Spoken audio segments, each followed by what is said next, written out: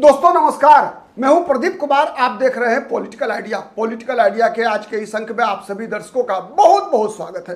दोस्तों, अमित शाह कोई कच्चा काम नहीं करते।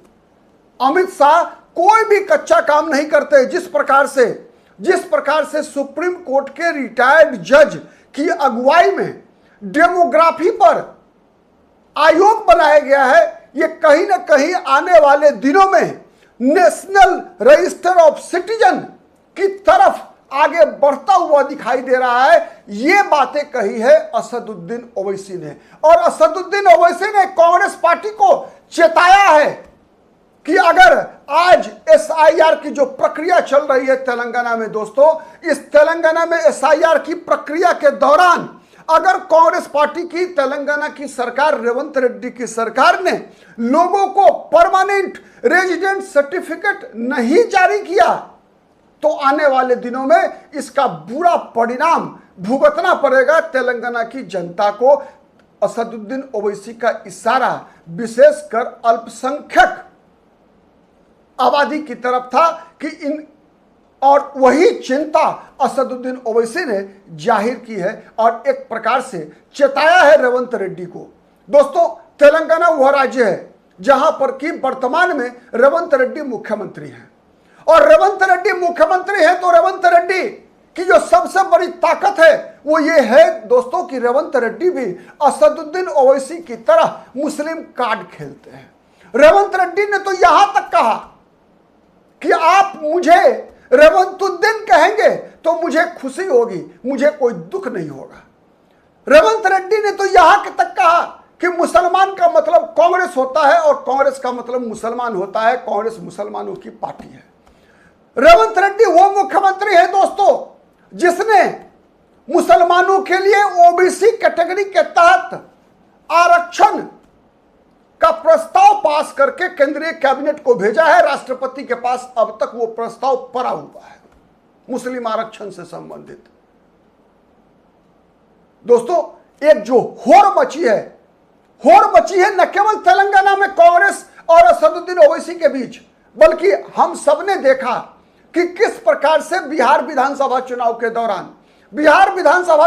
दौरान असदुद्दीन ओवैसी ने सेकुलर राजनीतिक दलों, चाहे वो राष्ट्रीय जनता दल हो, चाहे वो कांग्रेस पार्टी हो, पश्चिम बंगाल चुनाव के दौरान ममता बनर्जी हो या फिर कांग्रेस पार्टी हो, असम में हम सबने देखा कि किस प्रकार से ओवैसी बदरुद्दीन अजमल के साथ खड़े दिखे, और जिन मुद्दों पर जिस प्रकार से असदुद्दीन ओवैसी लगातार विषय को उठाते आ रहे हैं, उससे कहीं ना कहीं कांग्रेस पार्टी के साथ एक टकराव मुस्लिम वोट के लिए असदुद्दीन ओवैसी छेड़ना चाहते हैं, और यही असदुद्दीन ओवैसी का मुख्य मकसद है। जिस कारण से असदुद्दीन ओवैसी लगातार कांग्रेस पार्टी हो, समाजवादी पार्टी हो, राष्ट्रीय जनता दल हो, तृणमूल कांग्रेस हो, जितने भी क्षेत्रीय दल हैं उनके सामने ये सवाल खड़ा करते हैं कि अमित शाह से केवल असदुद्दीन ओवैसी, भारतीय जनता पार्टी से केवल एआईएमआईएम ही लड़ रही है,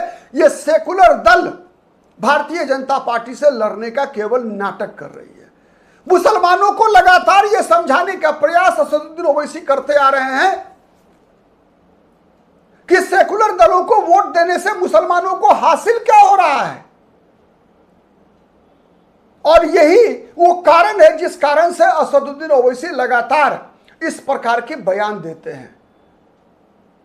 असदुद्दीन ओवैसी पिछले घटनाक्रमों के माध्यम से, चाहे वो धारा 370 खत्म करने का मामला हो, चाहे वो ट्रिपल तलाक के मुद्दे पर भारतीय जनता पार्टी की सरकार का फैसला हो, लगातार भारतीय जनता पार्टी की सरकार पर हमलावर रहे हैं।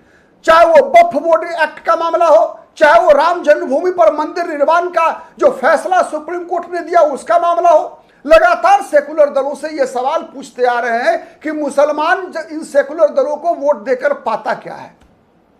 क्या मुसलमानों को विधानसभा में, लोकसभा में, राज्यसभा में, विधान परिषद में प्रतिनिधित्व देने में, रिप्रेजेंटेशन देने में कांग्रेस पार्टी, समाजवादी पार्टी, राष्ट्रीय जनता दल जैसे दल कामयाब हो पा रहे हैं? क्या मुसलमानों को मिल पा रहा है? आप याद कीजिए बिहार विधानसभा चुनाव के दौरान असदुद्दीन ओवैसी ने लगातार यह सवाल पूछा कि मुसलमानों के वोट से तेजस्वी यादव तो मुख्यमंत्री बनेंगे, मुसलमानों को क्या मिलेगा। तो दरअसल असदुद्दीन ओवैसी का ये जो सवाल है दोस्तों, ये राजनीतिक सवाल ज्यादा है, ये चुनावी सवाल ज्यादा है।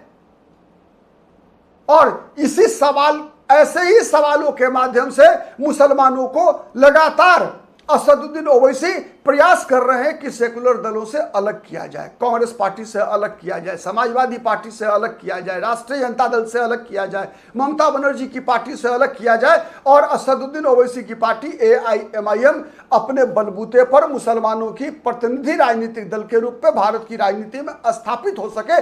ये असदुद्दीन ओवैसी का प्रयास है और इसी प्रयास के तहत असदुद्दीन ओवैसी हर मुद्दे पर अपनी आक्रामकता को छुपा नहीं पाते, क्योंकि एक मान्य परंपरा है कि हर चुनाव के दौरान हमने देखा है कि वोट आक्रामकता के आधार पर मिलता है। और मुस्लिम वोट का जहां तक सवाल है, जो भारतीय जनता पार्टी के समक्ष जितनी ज्यादा हमलावर होती है, उस राजनीतिक दल के तरफ मुसलमान ज्यादा एकजुट होते हैं। और इसीलिए लगातार ओवैसी ने कहा कि अमित शाह केवल हवाई फायरिंग नहीं करते, अमित शाह जो कहते हैं वो करते हैं।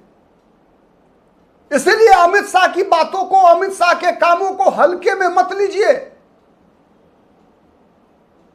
अमित शाह का ये डेमोग्राफी पर आयोग का गठन, SIR जो करवाया जा रहा है देश के विभिन्न राज्यों में, आपको पता है दोस्तों 16 राज्यों में SIR की प्रक्रिया चल रही है। इससे पहले SIR की प्रक्रिया की शुरुआत बिहार से हुई थी सबसे पहले। लेकिन एक तथ्य मैं आपकी जानकारी के लिए बताऊं दोस्तों, SIR के तहत बिहार में, उदाहरण चूंकि इसलिए दे रहा हूं बिहार से कि बिहार वो राज्य है दोस्तों जहां पर कि SIR के तहत सबसे ज्यादा नाम कटे थे। सबसे ज्यादा नाम जहां से कटा था, जिन इलाकों से कटा था, जिस जिले से कटा था, वो जिला है किशनगंज, बिहार का। और किशनगंज में 4 विधानसभा सीटें हैं दोस्तों। इसमें सबसे ज्यादा वोट किशनगंज जिले में AIMIM को मिली थी। सबसे ज्यादा सीटों पर जीत AIMIM की हुई थी, जहां सबसे ज्यादा SIR के तहत वोट कटे थे। यह एक रोचक आंकड़ा है। तो दरअसल ओवैसी का यह बयान जो है इसी की तरफ इशारा करता है। लगातार NRC की रट लगाकर डेमोग्राफी, अब एक नया मुद्दा मिल गया है डेमोग्राफी आयोग का असदुद्दीन ओवैसी को के लिए। इस पर लंबे समय तक असदुद्दीन ओवैसी राजनीति कर सकते हैं।